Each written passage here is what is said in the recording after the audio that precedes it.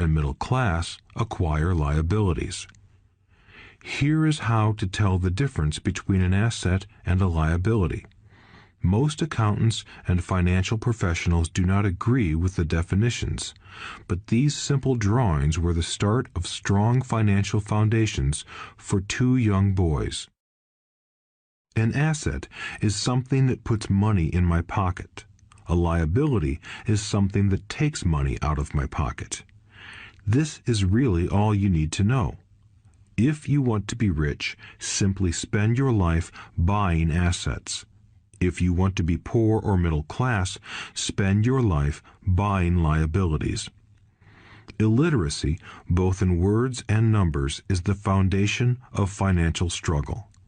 If people are having difficulties financially, there is something that they don't understand, either in words or numbers. The rich are rich because they are more literate in different areas than people who struggle financially.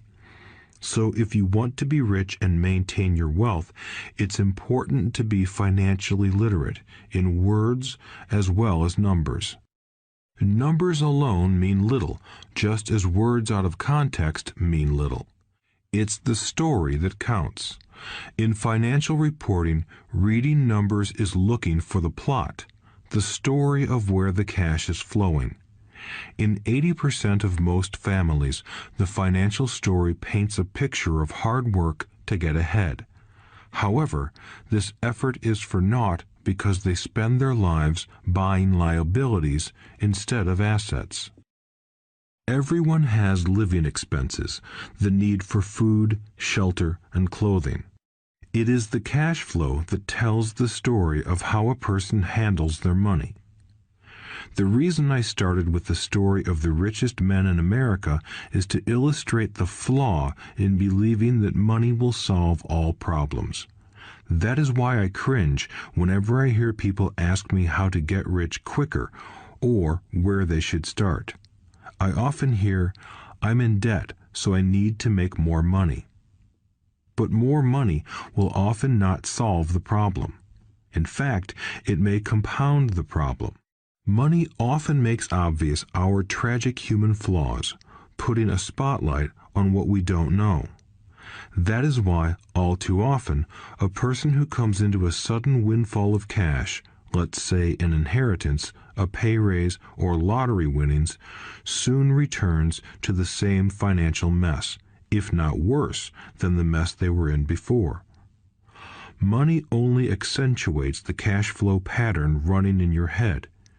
If your pattern is to spend everything you get, most likely an increase in cash will just result in an increase in spending. Thus the saying, "A fool and his money is one big party." I have said many times that we go to school to gain scholastic and professional skills, both of which are important. We learn to make money with our professional skills. In the 1960s, when I was in high school, if someone did well academically, people assumed this bright student would go on to be a medical doctor because it was the profession with the promise of the greatest financial reward. Today, doctors face financial challenges I wouldn't wish on my worst enemy. Insurance companies taking control of the business, managed health care, government intervention, and malpractice suits.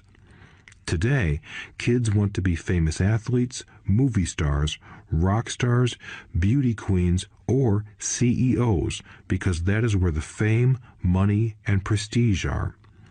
That is the reason it is so hard to motivate kids in school today. They know that professional success is no longer solely linked to academic success, as it once was.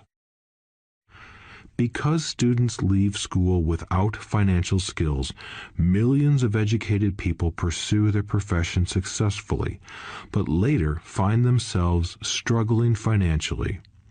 They work harder, but don't get ahead. What is missing from their education is not how to make money, but how to manage money. It's called financial aptitude, what you do with the money once you make it, how to keep people from taking it from you, how to keep it longer, and how to make that money work hard for you. Most people don't understand why they struggle financially because they don't understand cash flow.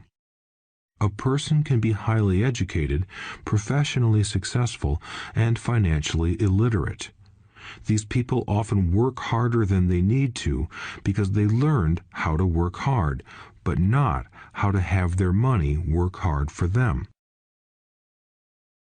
The story of how the quest for a financial dream turns into a financial nightmare.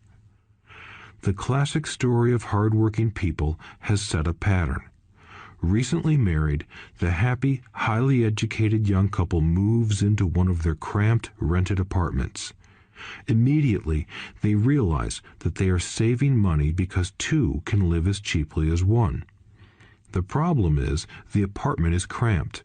They decide to save money to buy their dream home so they can have kids. They now have two incomes, and they begin to focus on their careers. Their incomes begin to increase. As their incomes go up, their expenses go up as well. The number one expense for most people is taxes. Many people think it's income tax, but for most Americans, their highest tax is Social Security. As an employee, it appears as if the Social Security tax combined with the Medicare tax rate is roughly 7.5%, but it's really 15% since the employer must match the Social Security amount. In essence, it is money the employer can't pay you. On top of that, you still have to pay income tax on the amount deducted from your wages for Social Security tax. Income you never received because it went directly to Social Security through withholding. Going back to the young couple, as a result of their incomes increasing, they decide to buy the house of their dreams. Once in their house, they have a new tax called property tax. Then they buy a new car, new furniture, and new appliances to match their new house. All of a sudden, they wake up and their liabilities column is full of mortgage and credit card debt. Their liabilities go up. They're now trapped in the rat race. Pretty soon, a baby comes along and they work harder. The process repeats itself. Higher incomes cause higher taxes, also called bracket creep. A credit card comes in the mail. They use it. It maxes out. A loan company calls and says their greatest asset, their home, has appreciated in value. Because their credit is so good, the company offers a bill consolidation loan and tells them the intelligent thing to do is clear off the high-interest consumer debt by paying off their credit card. And besides, interest on their home is a tax deduction. They go for it and pay off those high-interest credit cards. They breathe a sigh of relief. Their credit cards are paid off. They've now folded their consumer debt into their home mortgage. Their payments go down because they extend their debt over 30 years. It is the smart thing to do. Their neighbor calls to invite them to go shopping. The Memorial Day sale is on. They promise themselves they'll just window shop, but they take a credit card, just in case. I run into this young couple all the time. Their names change, but their financial dilemma is the same. They come to one of my talks to hear what I have to say. They ask me, "Can you tell us how to make more money?" They don't understand that their trouble is really how they choose to spend the money they do have. It is caused by financial illiteracy and not understanding the difference between an asset and a liability. More money seldom solves someone's money problems. Intelligence solves problems. There is a saying a friend of mine says over and over to people in debt. If you find you have dug yourself into a hole, stop digging. As a child, my dad often told us that the Japanese were aware of three powers: the power of the sword, the jewel, and the mirror. The sword symbolizes the power of weapons. America has spent trillions of dollars on weapons, and because of this is a powerful military presence in the world. The jewel symbolizes the power of money. There is some degree of truth to the saying, "Remember the golden rule. He who has the gold makes the rules." The mirror symbolizes the power of self-knowledge. This self-knowledge, according to Japanese legend, was the most treasured of the three. All too often, the poor and middle class allow the power of money to control them. By simply getting up and working harder, failing to ask themselves if what they do makes sense, they shoot themselves in the foot as they leave for work every morning. By not fully understanding money, the vast majority of people allow its awesome power to control them. If they used the power of the mirror, they would have asked themselves, "Does this make sense?" All too often, instead of trusting their inner wisdom, that genius inside, most people follow the crowd. They do things because everybody else does them. They conform rather than question. Often, they mindlessly repeat what they have been told. Diversify. Your home is an asset. Your home is your biggest investment. You get a tax break for going into greater debt. Get a safe job. Don't make mistakes. Don't take risks. It is said that the fear of public speaking is a fear greater than death for most people. According to psychiatrists, the fear of public speaking is caused by the fear of ostracism, the fear of standing out, the fear of criticism, the fear of ridicule, and the fear of being an outcast. The fear of being different prevents most people from seeking new ways to solve their problems. That is why my educated dad said the Japanese valued the power of the mirror the most, for it is only when we look into it that we find truth. Fear is the main reason that people say, "Play it safe." That goes for anything, be it sports, relationships, careers, or money.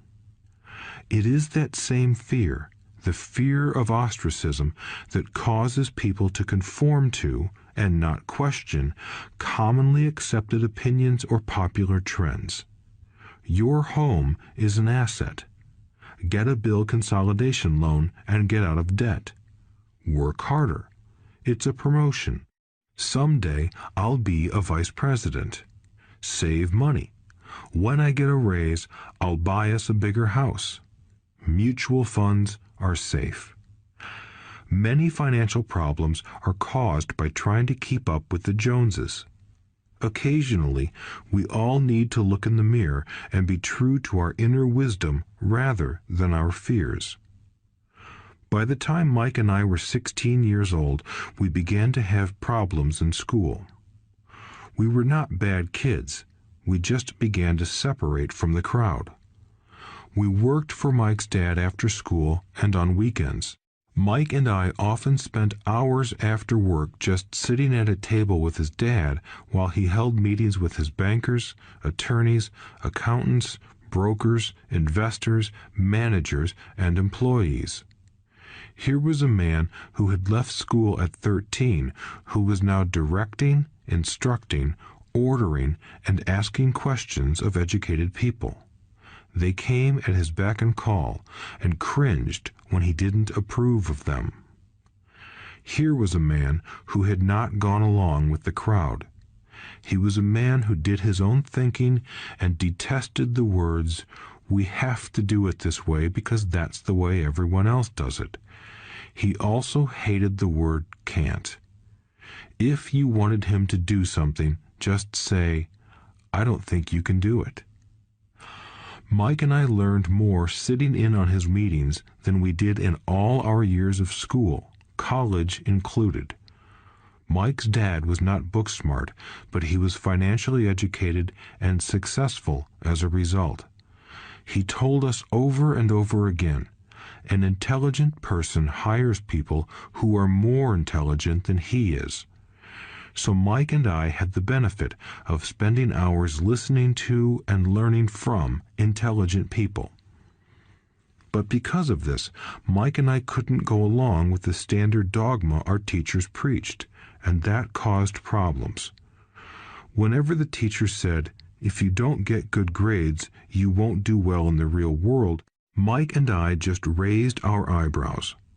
When we were told to follow set procedures and not deviate from the rules, we could see how school discouraged creativity. We started to understand why our rich dad told us that schools were designed to produce good employees instead of employers. Occasionally, Mike or I would ask our teachers how what we studied was applicable to the real world, or why we never studied money and how it worked.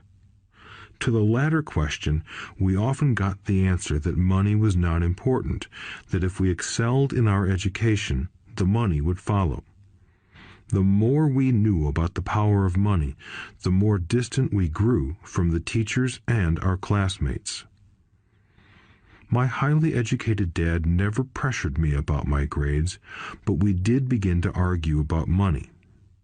By the time I was 16, I probably had a far better foundation with money than both my parents. I could keep books, I listened to tax accountants, corporate attorneys, bankers, real estate brokers, investors, and so forth. By contrast, my dad talked to other teachers. One day, my dad told me that our home was his greatest investment.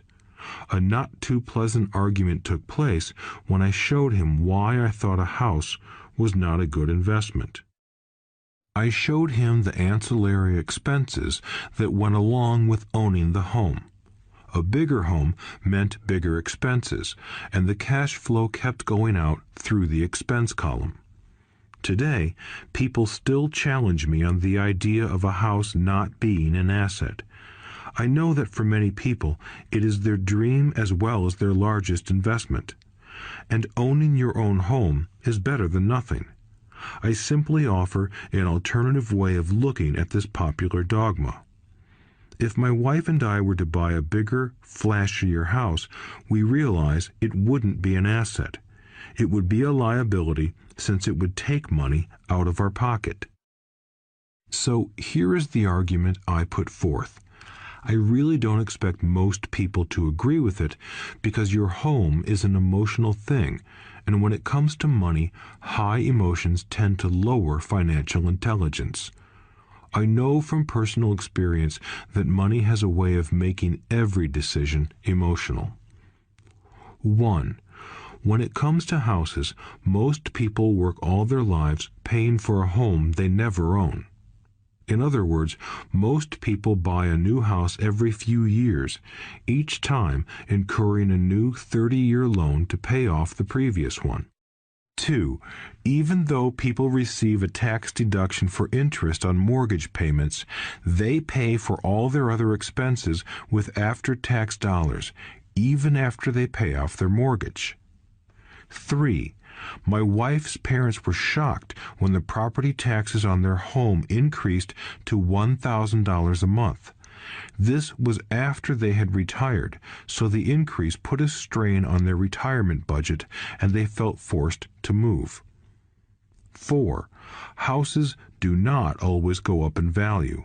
I have friends who owe $1 million for a home that today would sell for far less. 5. The greatest losses of all are those from missed opportunities. If all your money is tied up in your house, you may be forced to work harder because your money continues blowing out of the expense column instead of adding to the asset column, the classic middle-class cash flow pattern.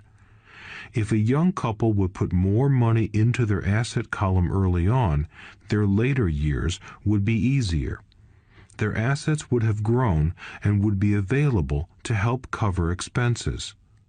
All too often, a house only serves as a vehicle for incurring a home equity loan to pay for mounting expenses. In summary, the end result in making a decision to own a house that is too expensive in lieu of starting an investment portfolio impacts an individual in at least the following 3 ways. 1. Loss of time during which other assets could have grown in value. 2. Loss of additional capital which could have been invested instead of paying for high-maintenance expenses related directly to the home. 3. Loss of education.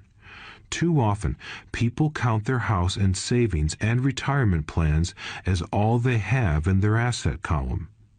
Because they have no money to invest, they simply don't invest. This costs them investment experience. Most never become what the investment world calls a sophisticated investor. And the best investments are usually first sold to sophisticated investors, who then turn around and sell them to the people playing it safe. I am not saying don't buy a house. What I'm saying is that you should understand the difference between an asset and a liability. When I want a bigger house, I first buy assets that will generate the cash flow to pay for the house. My educated dad's personal financial statement best demonstrates the life of someone caught in the rat race. His expenses match his income, never allowing him enough left over to invest in assets.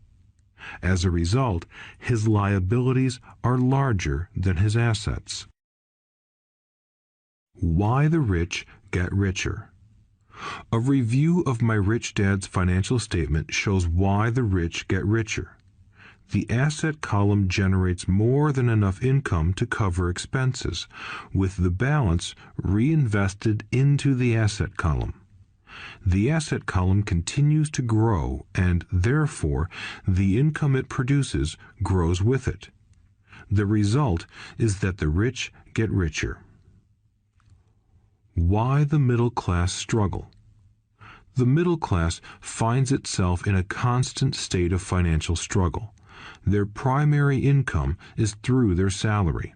As their wages increase, so do their taxes. Their expenses tend to increase in proportion to their salary increase, hence the phrase, the rat race. They treat their home as their primary asset instead of investing in income-producing assets. This pattern of treating your home as an investment and the philosophy that a pay raise means you can buy a larger home or spend more is the foundation of today's debt-ridden society. Increased spending throws families into greater debt and into more financial uncertainty, even though they may be advancing in their jobs and receiving raises on a regular basis. This is high-risk living caused by weak financial education.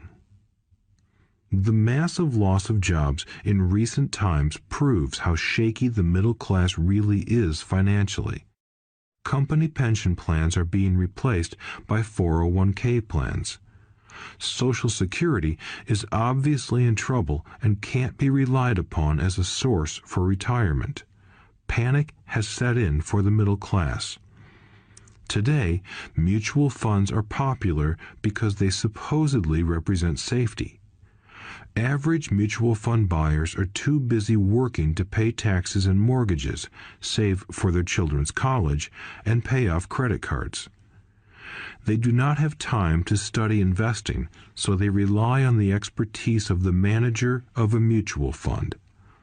Also, because the mutual fund includes many different types of investments, they feel their money is safer because it is diversified. This educated middle class subscribes to the dogma put out by mutual fund brokers and financial planners. Play it safe, avoid risk. The real tragedy is that the lack of early financial education is what creates the risk faced by average middle-class people. The reason they have to play it safe is because their financial positions are tenuous at best. Their balance sheets are not balanced. Instead, they are loaded with liabilities and have no real assets that generate income. Typically, their only source of income is their paycheck. Their livelihood becomes entirely dependent on their employer. So when genuine deals of a lifetime come along, these people can't take advantage of them because they are working so hard, are taxed to the max, and are loaded with debt. As I said at the start of this section, the most important rule is to know the difference between an asset and a liability. Once you understand the difference, concentrate your efforts on buying income-generating assets. That's the best way to get started on a path to becoming rich. Keep doing that, and your asset column will grow. Keep liabilities and expenses down so more money is available to continue pouring into the asset column. Soon, the asset base will be so deep that you can afford to look at more speculative investments. Investments that may have returns of 100% to infinity. $5,000 investments that are soon turned into $1 million or more. Investments that the middle class calls too risky. The investment is not risky for the financially literate. As an employee who is also a homeowner, your working efforts are generally as follows. 1. You work for the company. Employees make their business owner or the shareholders rich, not themselves. Your efforts and success will help provide for the owner's success and retirement. 2. You work for the government. The government takes its share from your paycheck before you even see it. By working harder, you simply increase the amount of taxes taken by the government. Most people work from January to May just for the government. 3. You work for the bank. After taxes, your next largest expense is usually your mortgage and credit card debt. The problem with simply working harder is that each of these 3 levels takes a greater share of your increased efforts. You need to learn how to have your increased efforts benefit you and your family directly. Once you have decided to concentrate on minding your own business, focusing your efforts on acquiring assets instead of a bigger paycheck, how do you set your goals? Most people must keep their job and rely on their wages to fund their acquisition of assets. As their assets grow, how do they measure the extent of their success? When does someone know that they are rich, that they have wealth? As well as having my own definitions for assets and liabilities, I also have my own definition for wealth. Actually, I borrowed it from a man named R. Buckminster Fuller. Some call him a quack, and others call him a genius. Years ago, he got architects buzzing because he applied for a patent for something he called a geodesic dome. But in the application, Fuller also said something about wealth. It was pretty confusing at first, but after reading it, it began to make some sense. Wealth is a person's ability to survive so many number of days forward, or, if I stopped working today, how long could I survive?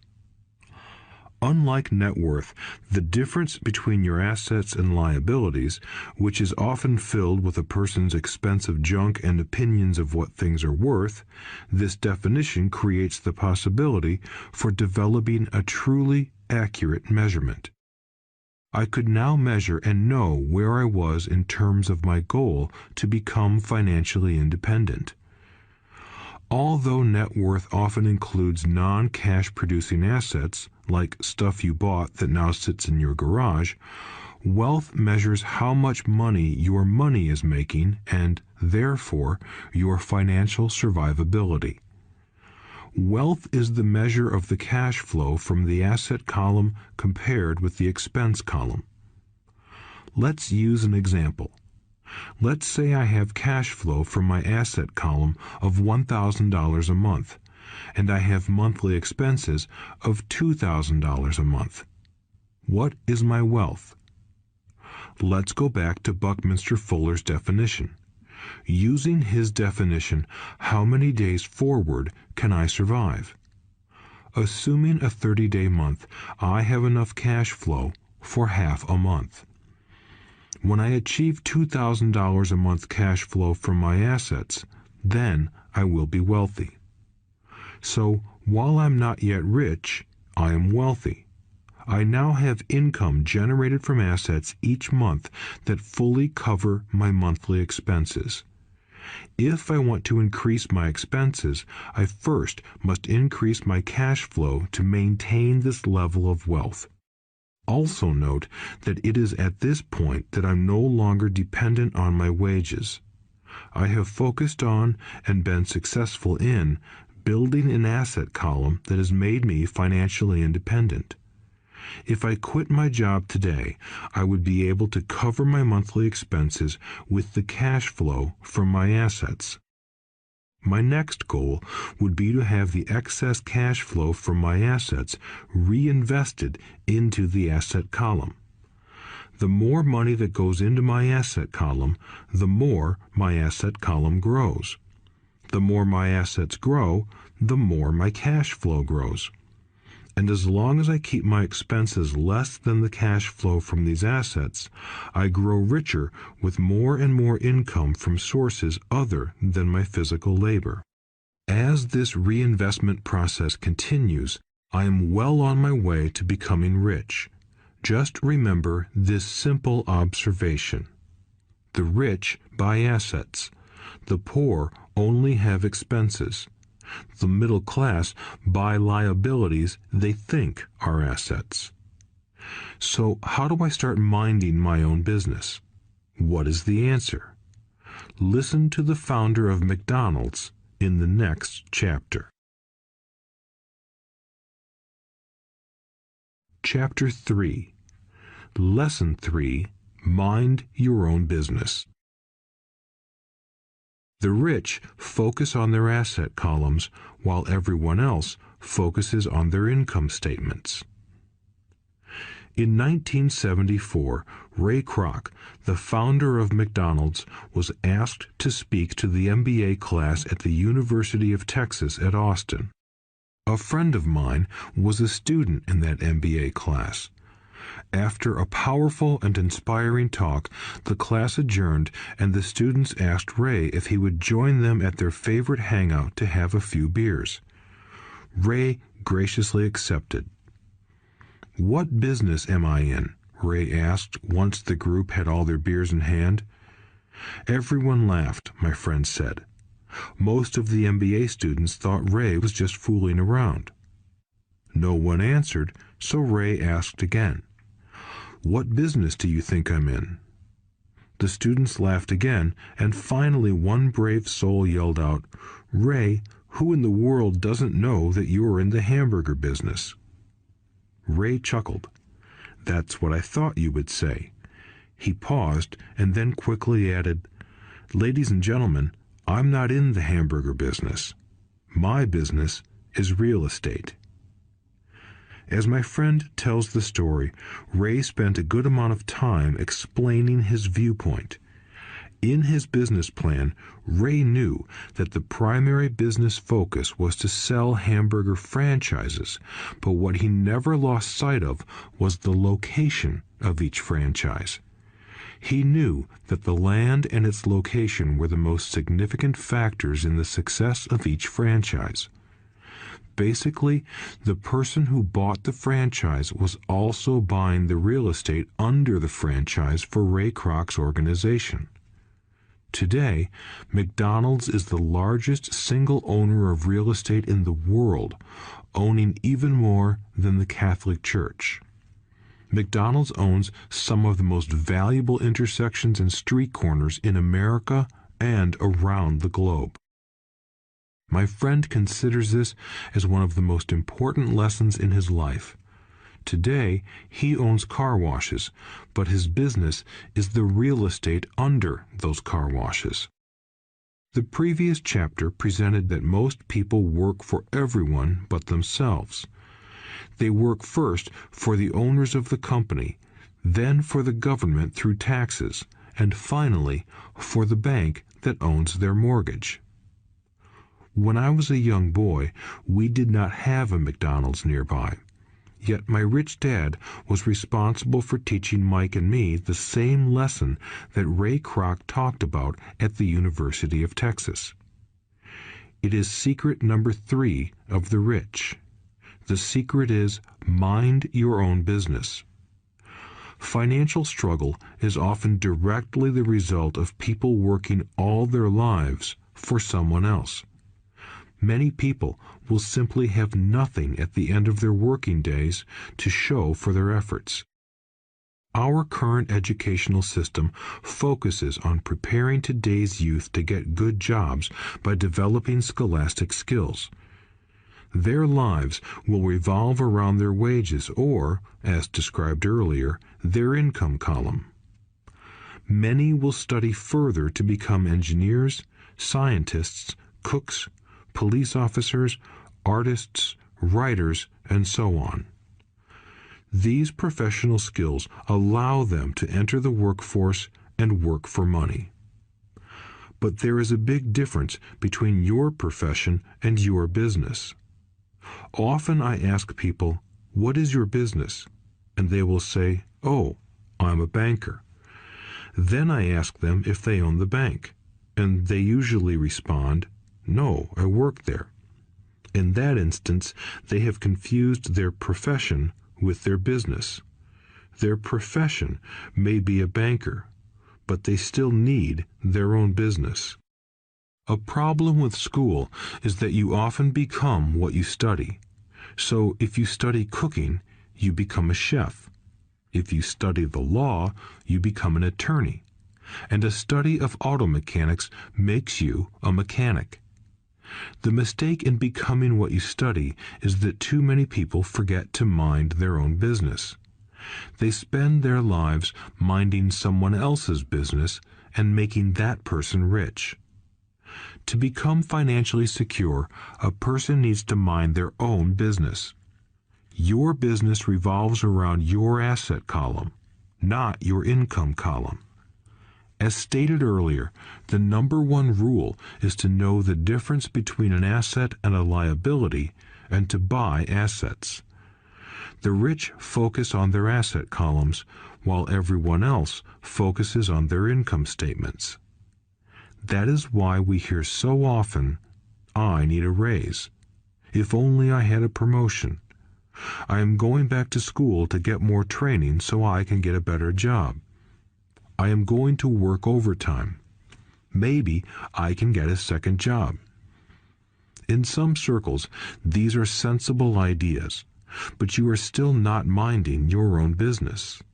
These ideas all still focus on the income column and will only help a person become more financially secure if the additional money is used to purchase income-generating assets.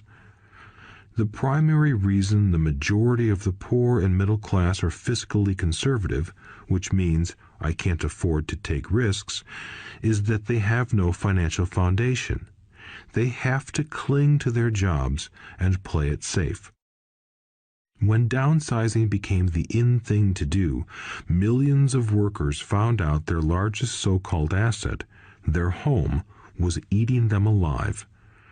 Their asset was costing them money every month. Their car, another asset, was eating them alive. The golf clubs in the garage that cost $1,000 were not worth $1,000 anymore. Without job security, they had nothing to fall back on. What they thought were assets could not help them survive in a time of financial crisis. I assume most of us have filled out a credit application to buy a house or a car. It's always interesting to look at the net worth section because of what accepted banking and accounting practices allow a person to count as assets. One day when I wanted a loan, my financial position did not look too good. So I added my new golf clubs, my art collection, books, electronics, Armani suits, wristwatches, shoes, and other personal effects to boost the number in the asset column. But I was turned down because I had too much investment real estate. The loan committee didn't like that I made so much money from rent. They wanted to know why I did not have a normal job with a salary. They did not question the Armani suits, golf clubs, or art collection. Life is sometimes tough when you do not fit the standard profile. I cringe every time I hear someone say to me that their net worth is $1 million or $100,000 or whatever. One of the main reasons net worth is not accurate is simply because the moment you begin selling your assets, you are taxed for any gains. So many people have put themselves in deep financial trouble when they run short of income. To raise cash, they sell their assets, but their personal assets can generally be sold for only a fraction of the value that is listed on their personal balance sheet. Or, if there is a gain on the sale of the assets, they are taxed on the gain. So again, the government takes its share, thus reducing the amount available to help them out of debt. That is why I say someone's net worth is often worth less than they think. Start minding your own business. Keep your daytime job, but start buying real assets, not liabilities or personal effects that have no real value once you get them home. A new car loses nearly 25% of the price you pay for it the moment you drive it off the lot. It is not a true asset even if your banker lets you list it as one. My $400 new titanium driver was worth $150 the moment I teed off. Keep expenses low, reduce liabilities, and diligently build a base of solid assets. For young people who have not yet left home, it is important for parents to teach them the difference between an asset and a liability. Get them to start building a solid asset column before they leave home, get married, buy a house, have kids, and get stuck in a risky financial position, clinging to a job and buying everything on credit. I see so many young couples who get married and trap themselves into a lifestyle that will not let them get out of debt for most of their working years. For many people, just as the last child leaves home, the parents realize they have not adequately prepared for retirement and they begin to scramble to put some money away. Then their own parents become ill and they find themselves with new responsibilities. So, what kind of assets am I suggesting that you or your children acquire? In my world, real assets fall into the following categories. Businesses that do not require my presence. I own them, but they are managed or run by other people. If I have to work there, it's not a business. It becomes my job. Stocks, bonds, income-generating real estate, notes, IOUs, royalties from intellectual property such as music, scripts, and patents. Anything else that has value, produces income, or appreciates, and has a ready market. As a young boy, my educated dad encouraged me to find a safe job, but my rich dad encouraged me to begin acquiring assets that I loved. If you don't love it, you won't take care of it. I collect real estate simply because I love buildings and land. I love shopping for them, and I could look at them all day long. When problems arise, the problems aren't so bad that it changes my love for real estate. For people who hate real estate, they shouldn't buy it. I also love stocks of small companies, especially startups, because I am an entrepreneur, not a corporate person. In my early years, I worked in large organizations such as Standard Oil of California, the U.S. Marine Corps, and Xerox Corporation. I enjoyed my time with those organizations and have fond memories, but I know deep down I am not a company man. I like starting companies, not running them. So my stock buys are usually of small companies. Sometimes I even start the company and take it public. Fortunes are made in new stock issues, and I love the game. Many people are afraid of small cap companies and call them risky, and they are. But that risk is diminished if you love what the investment is, understand it, and know the game. With small companies, my investment strategy is to be out of the stock in a year. On the other hand, my real estate strategy is to start small and keep trading up for bigger properties, and, therefore, delay paying taxes on the gain. This allows the value to increase dramatically. I generally hold real estate less than 7 years.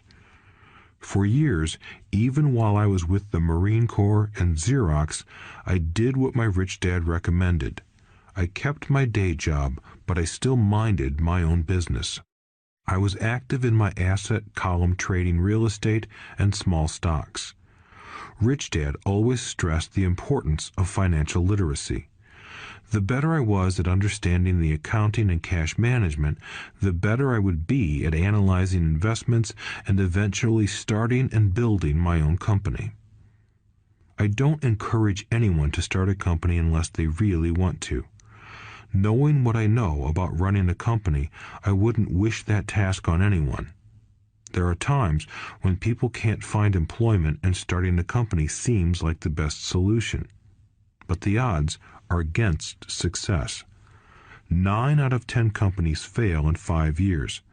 Of those that survive the first 5 years, 9 out of every 10 of those eventually fail as well. So only if you really have the desire to own your own company do I recommend it. Otherwise, keep your day job and mind your own business. When I say mind your own business, I mean to build and keep your asset column strong. Once a dollar goes into it, never let it come out. Think of it this way. Once a dollar goes into your asset column, it becomes your employee. The best thing about money is that it works 24 hours a day and can work for generations. Keep your day job, be a great hard-working employee, but keep building that asset column. As your cash flow grows, you can indulge in some luxuries. An important distinction is that rich people buy luxuries last, while the poor and middle class tend to buy luxuries first. The poor and the middle class often buy luxury items like big houses, diamonds, furs, jewelry, or boats because they want to look rich. They look rich, but in reality they just get deeper in debt on credit.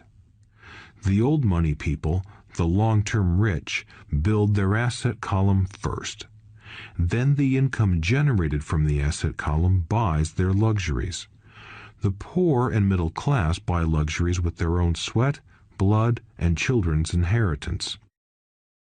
A true luxury is a reward for investing in and developing a real asset. For example, when my wife Kim and I had extra money coming from our apartment houses, she went out and bought her Mercedes. It didn't take any extra work or risk on her part because the apartment house bought the car.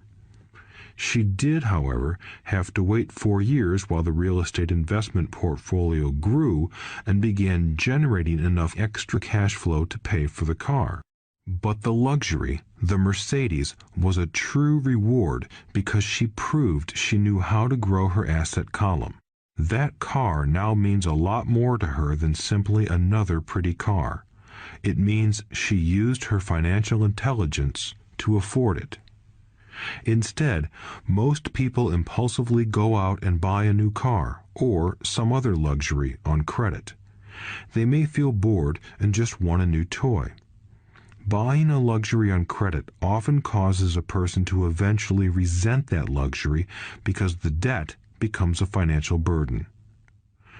After you've taken the time and invested in and built your own business, you are now ready to learn the biggest secret of the rich, the secret that puts the rich way ahead of the pack. Chapter 4, Lesson 4, The History of Taxes and the Power of Corporations. My rich dad just played the game smart, and he did it through corporations, the biggest secret of the rich. I remember in school being told the story of Robin Hood and his merry men. My teacher thought it was a wonderful story of a romantic hero who robbed from the rich and gave to the poor. My rich dad did not see Robin Hood as a hero. He called Robin Hood a crook. Robin Hood may be long gone, but his followers live on.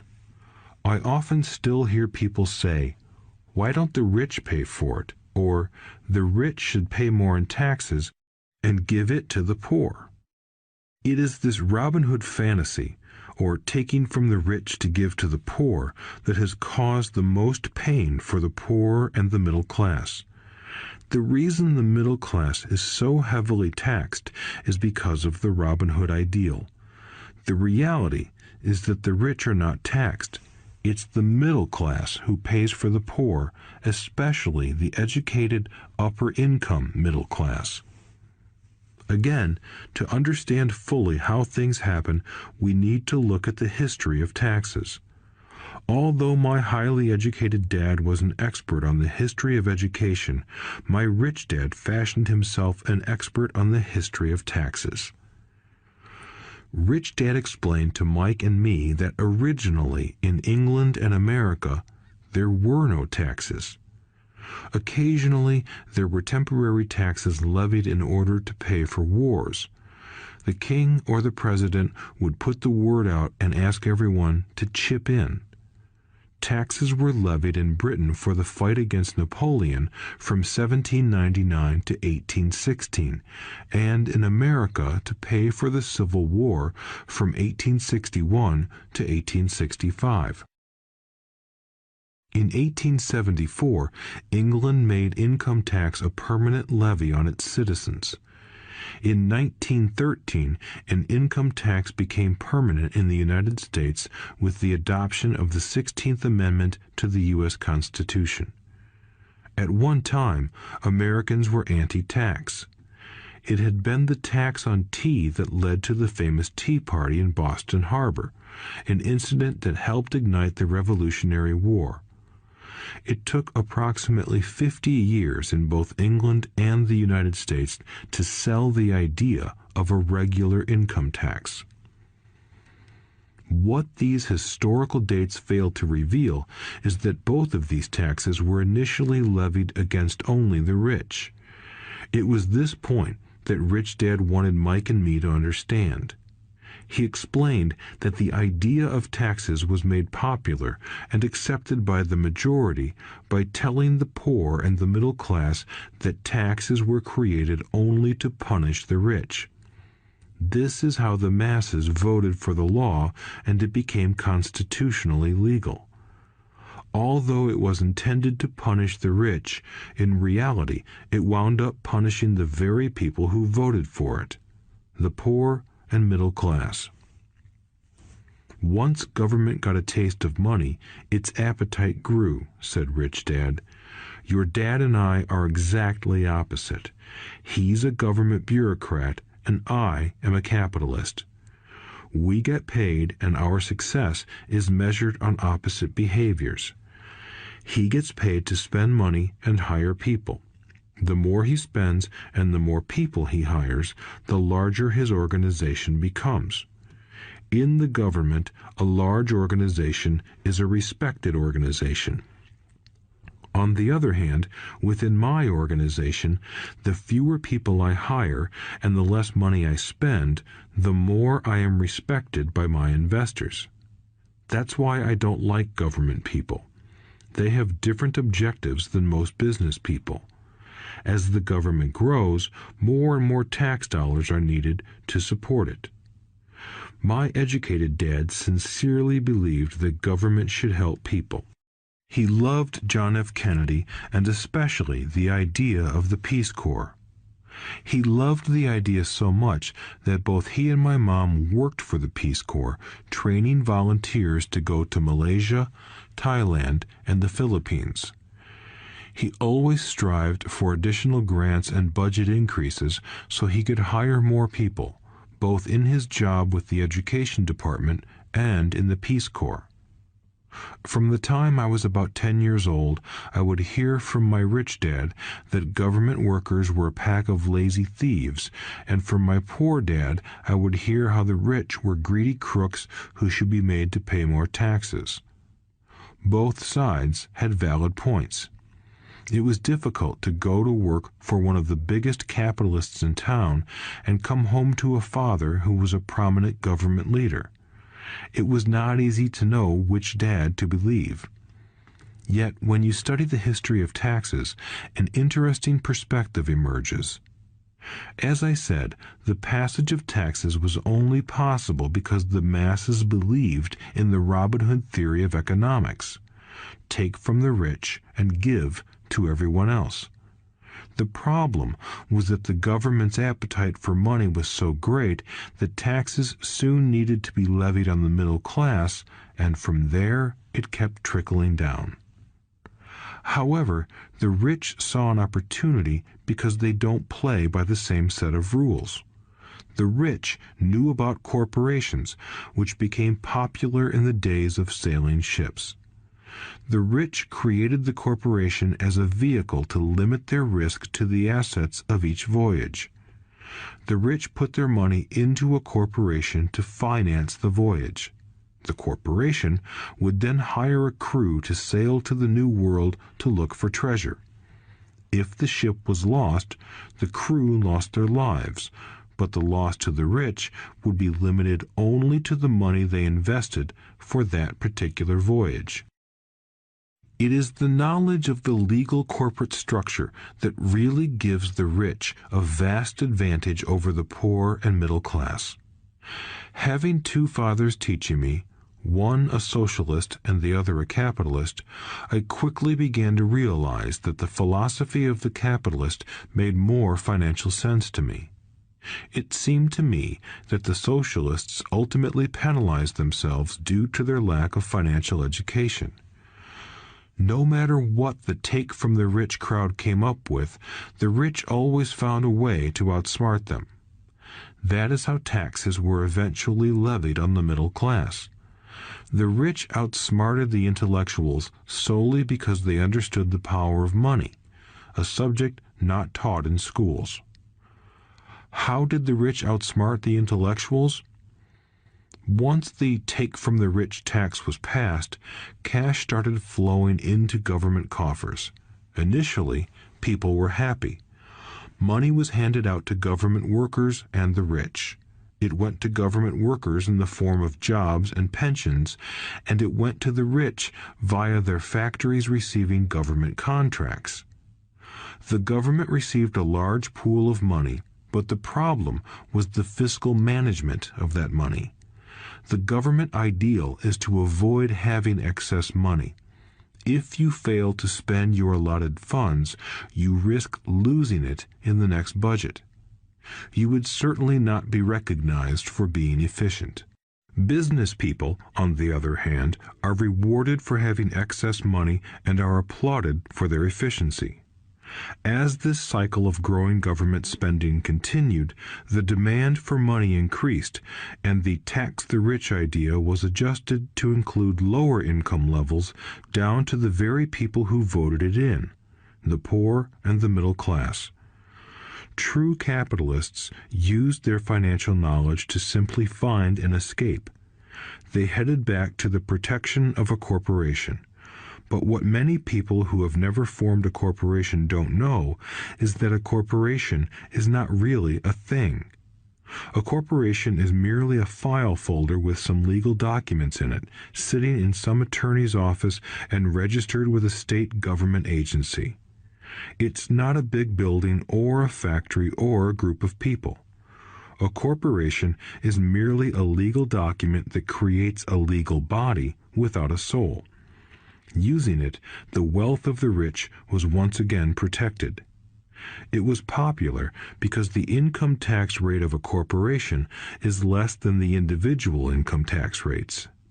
In addition, certain expenses could be paid by a corporation with pre-tax dollars. This war between the haves and have-nots has raged for hundreds of years. The battle is waged whenever and wherever laws are made, and it will go on forever.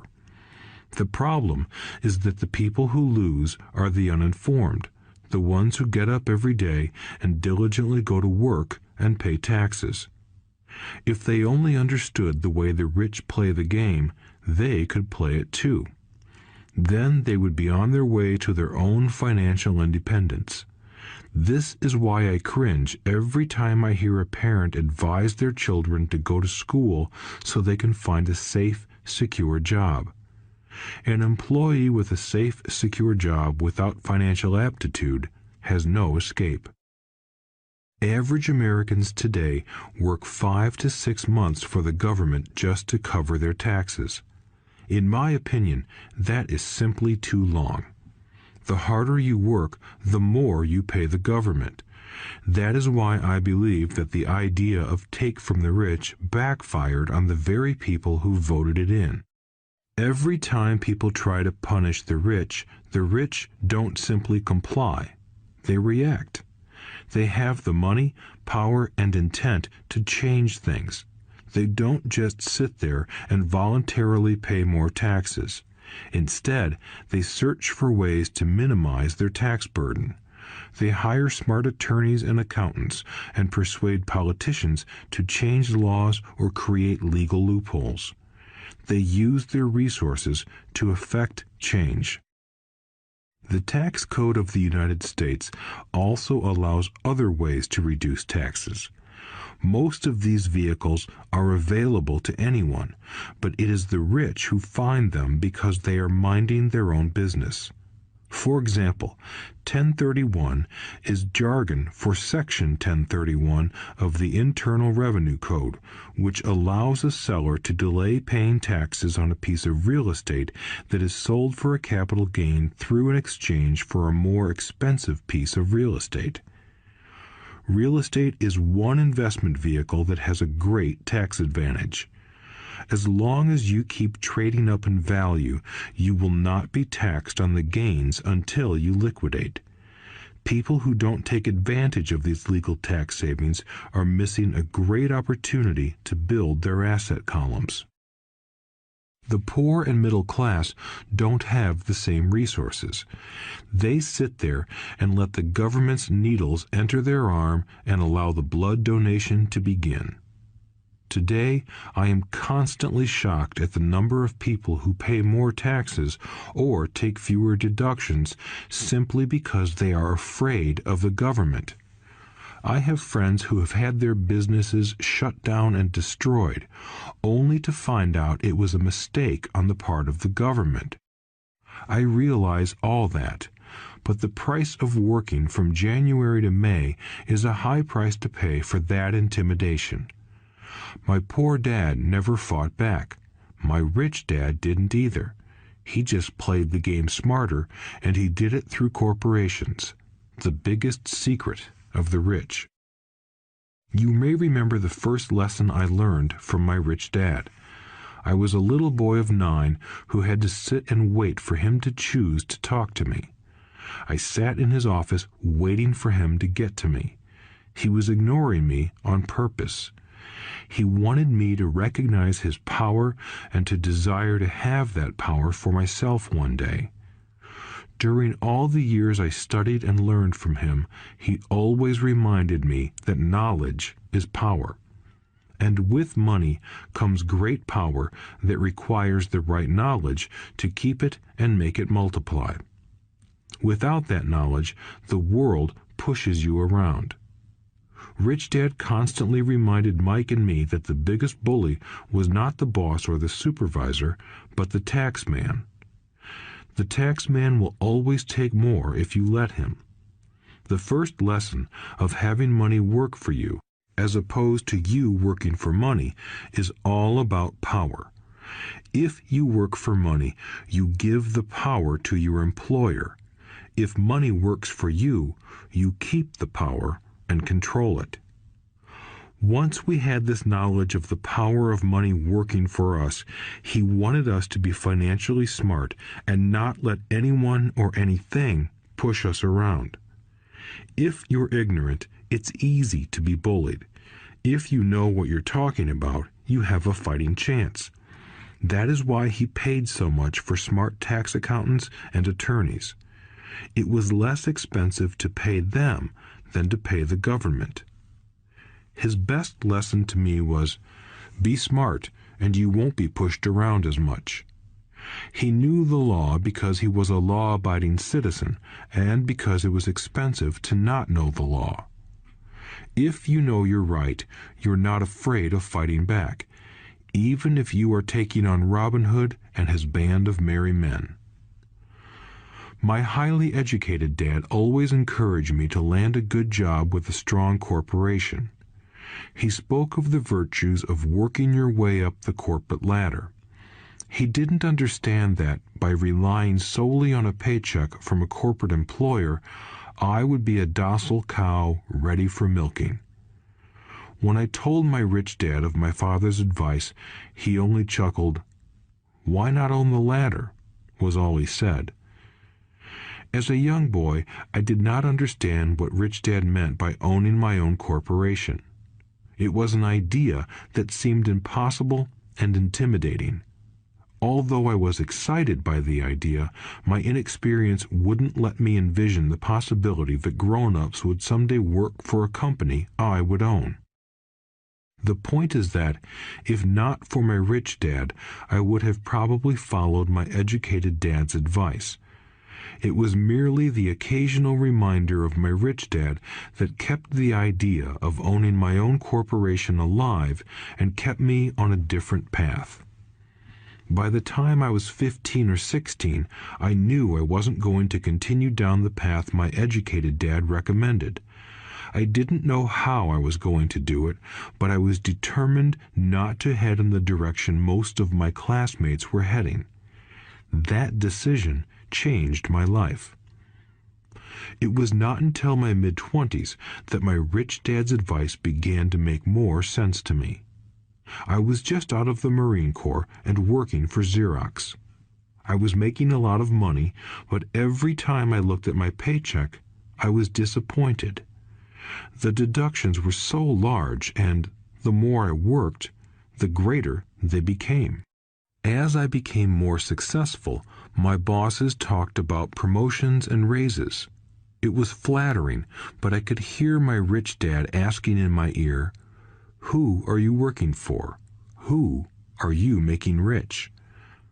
In 1974, while still an employee for Xerox, I formed my first corporation and began minding my own business. There were already a few assets in my asset column, but now I was determined to focus on making it bigger.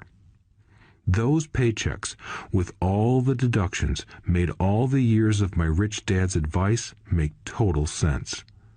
I could see the future if I followed my educated dad's advice. Many employers feel that advising their workers to mind their own business is bad for business. But for me, focusing on my own business and developing assets